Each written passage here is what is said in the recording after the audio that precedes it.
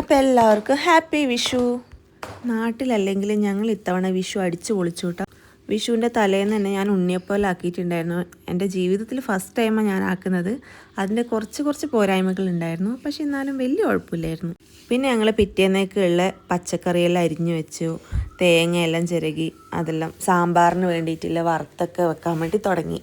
ഇല്ലെങ്കിൽ പിന്നെ പിറ്റേന്ന് രാവിലെ എണീറ്റ് ഭയങ്കര ബിസി ആയിപ്പോവും. അതുകൊണ്ട് പിന്നെ കുറേ തേടി നടന്ന് കിട്ടിയൊരു കൃഷ്ണനായിന് ഞാൻ ഇങ്ങനെ ഒരു മേക്ക് ഓവറും കൊടുത്തിട്ടുണ്ട്.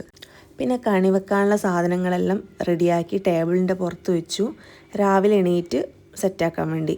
രാവിലെ എണീറ്റ് എല്ലാം കണിയെല്ലാം എടുത്ത് വെക്കുന്നുണ്ട്. ഇവിടെ കണിയെന്ന് വെച്ചാൽ ഒരു അഡ്ജസ്റ്റ്മെൻറ്റ് കണിയാണ്. നാട്ടിലെ പോലെയല്ല, ചക്കയില്ല, പച്ചമാങ്ങയില്ല, കണിവെള്ളരി ഇല്ല, ഇതൊന്നുമില്ല. എന്നാലും ഉള്ള സാധനങ്ങൾ വെച്ച് ചെറിയൊരു കണി സെറ്റാക്കുന്നുണ്ട്. നാട്ടിലാണെങ്കിൽ ഈ കാര്യങ്ങളൊന്നും ഞാനല്ല ചെയ്യൽ, വീട്ടിൽ അമ്മയും ഒക്കെ ആയിരിക്കും ചെയ്യുന്നത്. പക്ഷെ ഇങ്ങനെ മാറി നിൽക്കുമ്പോഴാണ് എന്തൊക്കെ കാര്യങ്ങൾ ചെയ്യണം എന്നൊക്കെ മനസ്സിലാവുന്നത്. കഴിഞ്ഞ വർഷവും വിഷുവിന് ഞങ്ങൾ ഇവിടെ പഞ്ചാബിൽ തന്നെയായിരുന്നു, പക്ഷെ ഇങ്ങനെ കണിയൊന്നും വെച്ചിട്ടില്ലായിരുന്നു. സദ്യയൊക്കെ ആക്കി ഒരുമിച്ച് കഴിച്ചു, അത്രമാത്രം. പിന്നെ എൻ്റെ കുളിയെല്ലാം കഴിഞ്ഞു, വിളക്കൊക്കെ വെച്ച് പ്രാർത്ഥിച്ചു. അപ്പോഴാണ് ഒരു കാര്യം ഓർത്തത്, കണിക്കൊന്ന വെച്ചിട്ടില്ല. ഇവിടെ കണിക്കൊന്ന കിട്ടൂല, അടുത്ത മാസമാണ് കണിക്കൊന്ന പൂക്കുന്നത്. അതുകൊണ്ട് ഒരു പ്ലാസ്റ്റിക് കണിക്കൊന്ന വെച്ച് അഡ്ജസ്റ്റ് ചെയ്യേണ്ടി വന്നു. അപ്പോൾ ഇതാണ് എൻ്റെ കണി. പിന്നെ സായിയേട്ടനെ എഴുന്നേൽപ്പിച്ച് കണിയൊക്കെ കാണിച്ചു.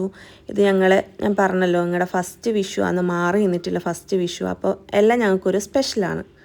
പിന്നെ ഞാൻ ചോദിച്ച് കൈനീട്ടമെല്ലാം വാങ്ങിച്ചു.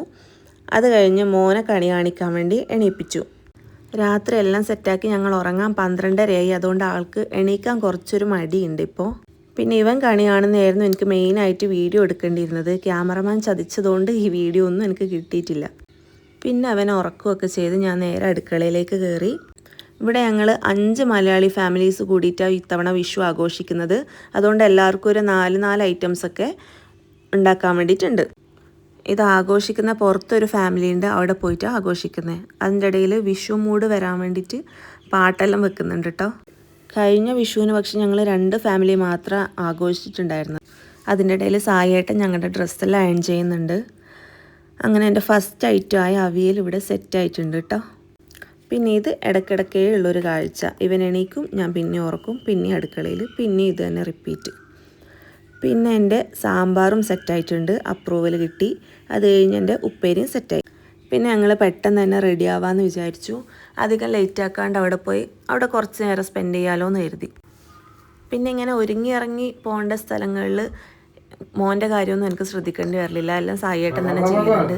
എന്തായാലും ഞാൻ ചെയ്ത സമയം എടുക്കുമല്ലോ, അതുകൊണ്ട്.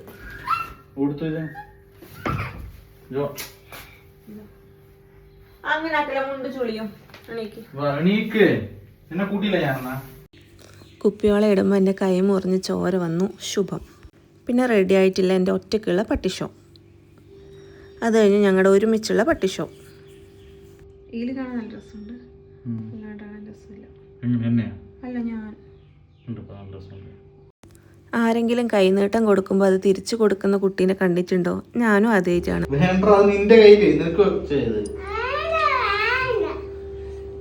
പിന്നെ ഞങ്ങൾ ചന്ദനമൊക്കെ തൊട്ട് ലുക്ക് കംപ്ലീറ്റ് ആക്കി നേരെ അങ്ങോട്ടേക്ക് വിട്ടു.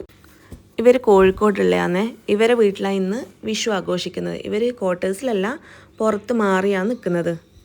അവരും കണി വെച്ചിട്ടുണ്ടായിരുന്നു. പിന്നെ ഗ്ലാസ്സായി, ടച്ചിങ്സായി, സോഡയായി. അപ്പോഴേക്ക് ബാക്കിയുള്ള മലയാളി ഫാമിലീസൊക്കെ എത്തിയിട്ടുണ്ട്. ഇവർ കൊല്ലംകാർ, ഇവർ വയനാട്, ഇവർ പത്തനംതിട്ട. പിന്നെ ഞങ്ങളെല്ലാവരും കൂടെ കുറേ നേരം സംസാരിച്ചുകൊണ്ടിരുന്നു. അത് കഴിഞ്ഞ് ഫുഡ് വിളമ്പാൻ വേണ്ടി എല്ലാം സെറ്റാക്കി വെച്ചു. ഇതെല്ലാം ഓരോ നാട്ടിൽ നിന്നായതുകൊണ്ട് ഓരോ നാട്ടിലെ ടേസ്റ്റും നമുക്കറിയാൻ വേണ്ടി പറ്റും. ഇത്ര മലയാളീസ് മാത്രമല്ല, എൻ്റെ ബാക്കി വ്ളോഗ്സിലൊക്കെ കാണുന്ന ഒരു ഫാമിലിയും കൂടി ഉണ്ട്. പക്ഷെ അവരിപ്പോൾ നാട്ടിൽ ലീവിന് പോയിട്ടില്ല, ഇല്ലെങ്കിൽ അവരും കൂടി ഉണ്ടാവുമായിരുന്നു. കഴിഞ്ഞ ഓണത്തിന് ഞങ്ങൾ ഇതുപോലെ ഒരുമിച്ചായിരുന്നു ആഘോഷിച്ചത്. ഞങ്ങൾ 4 ഫാമിലി, അവരെല്ലാം ഞങ്ങളുടെ ക്വാർട്ടേഴ്സിലാണ് ഉണ്ടായിരുന്നത്. ഇത്തവണ നേരെ ഇങ്ങോട്ടേക്ക് മാറ്റി. ക്വാർട്ടേഴ്സിലെ സൗകര്യങ്ങൾ കുറച്ച് കുറവാണ്, എല്ലാവരും കൂടി ഉൾക്കൊള്ളാൻ വേണ്ടിയിട്ടുള്ള സ്പേസ് ഇല്ല. ഇവിടെ ആകുമ്പോൾ നല്ല സ്പേസും സൗകര്യമൊക്കെ ഉണ്ട്. ഇതാണ് ഞങ്ങളുടെ വിഷു സദ്യ. ഇതും സാമ്പാറും രസവും കൂടിയുണ്ട്. 16 ഐറ്റംസ് ആയിരുന്നു സദ്യയിലുണ്ടായിരുന്നത്. പിന്നെ പായസവും ബോളിയും എല്ലാം കഴിച്ച് റെസ്റ്റ് ചെയ്തു.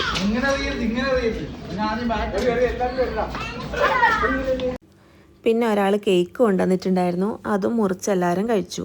പിന്നെ അവരെല്ലാവരും പോയി, ഞങ്ങൾ മാത്രമായി ബാക്കി. ഞങ്ങളെപ്പോൾ വന്നാലും ഇതുപോലെ ഇങ്ങനെ വർത്താനം പറഞ്ഞുകൊണ്ടിരിക്കും, മെല്ലെ പോവുള്ളൂ. ഇവിടുന്ന് പോകാൻ ഒരു 5:30 കഴിഞ്ഞു ഞങ്ങൾ. പിന്നെ വർത്താനമൊക്കെ കഴിഞ്ഞ് ചേച്ചി ചായയിലാക്കി തന്നു. ചായയെല്ലാം കുടിച്ച് ഞങ്ങൾ നേരെ ക്വാർട്ടേഴ്സിലേക്ക് വിട്ടു. പിന്നെ കുളിച്ച് റെഡിയായി ഞങ്ങൾ പിന്നെയും പോലായി. എങ്ങോട്ടേക്ക്? അങ്ങോട്ടേക്ക് തന്നെ. പിന്നെ ഞങ്ങൾ പടക്കോലം പൊട്ടിക്കാൻ വേണ്ടി തുടങ്ങി. ഇത് പഞ്ചാബിൽ മാത്രം കാണുന്നതാണെന്ന് തോന്നുന്നു. ഇതിൻ്റെ പേര് ഫ്ലാഷ് എന്നാണ്. നമ്മൾ ഫോണിൽ ഫ്ലാഷ് ഇല്ലേ, അതുപോലെ ഇങ്ങനെ മിന്നിക്കൊണ്ടിരിക്കും. പൊട്ടുന്നൊന്നും സാധനമല്ല. പിന്നെ നമ്മളെ നാട്ടിലെ പടക്കത്തിൻ്റെ അത്ര വരില്ല കേട്ടോ, കാണാനും വരില്ല, സൗണ്ടും കുറവാണ്. ഞങ്ങൾ ഈ പടക്കം പൊട്ടിക്കുന്ന സമയത്ത് ഓപ്പോസിറ്റ് വീട്ടിലുള്ള ഒരു അങ്കിൾ വന്നിട്ട് പറഞ്ഞു, ഈ സമയത്താണോ നിങ്ങൾ പടക്കം പൊട്ടിക്കണ്ടേ, എല്ലാവരും ഉറങ്ങുന്ന സമയമല്ലേ എന്നൊക്കെ. പക്ഷേ ഈ പഞ്ചാബികളുണ്ടല്ലോ, രാത്രി 2 മണി 3 മണിക്കെല്ലാം പടക്കം പൊട്ടിക്കും. അതൊന്നും അവർക്കൊരു കുഴപ്പമില്ല. നമ്മൾ വേറൊരു നാട്ടിൽ നിന്ന് വന്നതല്ലേ, അതിൻ്റെ ചെറിയൊരു കുശുമ്പായിരുന്നു അവർക്ക്. പിന്നെ ഒരു ഷോട്ട് പൊട്ടിക്കാനുണ്ടായിരുന്നു, അത് പൊട്ടിച്ച് ഞങ്ങൾ ഫുഡൊക്കെ കഴിക്കാൻ തുടങ്ങി. പിന്നെ അത് കഴിഞ്ഞ് നേരെ ക്വാർട്ടേഴ്സിലേക്ക് വിട്ടു. അപ്പോൾ അത്രയേ ഉള്ളൂ, ബായ്.